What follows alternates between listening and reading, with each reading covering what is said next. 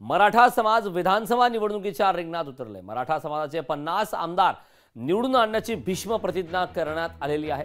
मराठा समाजाला निवडणुकीच्या कामाला लागण्याचे आदेश देण्यात आले। मनोज जरांगे पाटलांनी विधानसभा निवडणुकीसाठी मराठा समाजाला कामाला लागण्याचे आदेश दिलेत। मराठा समाजाचे किमान 50 आमदार निवडून आणण्याची भीष्म प्रतिज्ञा मनोज जरांगे पाटलांनी केली।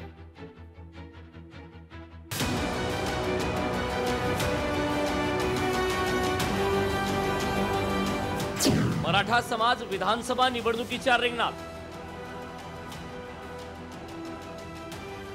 मराठा समाजाचे 50 आमदार निवडून आणण्याची भीष्म प्रतिज्ञा। मराठा समाजाला निवडणुकीच्या कामाला लागण्याचे आदेश। मराठा आरक्षणासाठी आंदोलन उभं करणाऱ्या मनोज जरांगे पाटलांनी आता विधानसभा निवडणुकीत उतरण्याचा निर्णय जवळपास पक्का केलाय। मराठा आरक्षण सरकारनं दिलं नाही तर 288 मतदारसंघात मराठा समाजाचे उमेदवार देण्याचा निश्चय जरांगे पाटलांनी केला। विधानसभेसाठी मराठा समाजाला मतदारसंघानिहाय तयारी करण्याच्या सूचना जरांगे पाटलांनी दिल्या। निवडणूक लढल्यास 50 मतदारसंघात उमेदवार निवडून येतील असा विश्वास त्यांनी व्यक्त केला। आपल्या हक्कासाठी भांडणारे लोक तिथं पाहिजेत हे समाजानं समजून घेणं गरजेचं आहे। त्यातले त्यात मराठा समाजानं अत्यंत सावध होणं गरजेचं आहे। कोणचा नेता कोणचा पाहुणा हे बार बार बार बार यालाच मोठं करण्यापेक्षा आपले 5-50 तरी वाघ तिथे गेले पाहिजेत। मग बघा मराठ्यांना कसा न्याय मिळतो। जरांगे पाटलांनी निवडणूक तयारीचे आदेश दिल्यानं मराठा आंदोलकांमध्ये उत्साह संचारला।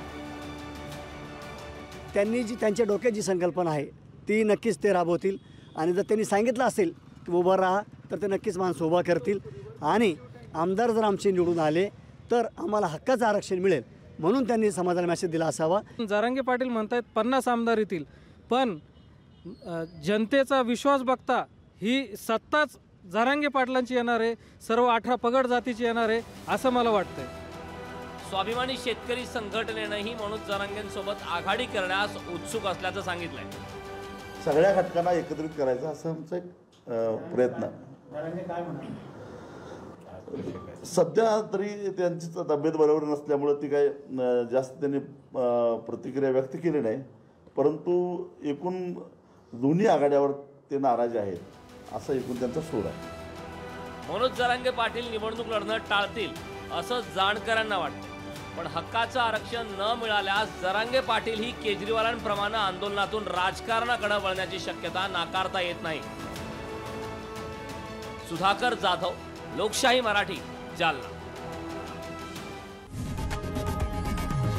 लोकशाही मराठी ऐका, पहा, जागरूक रहा।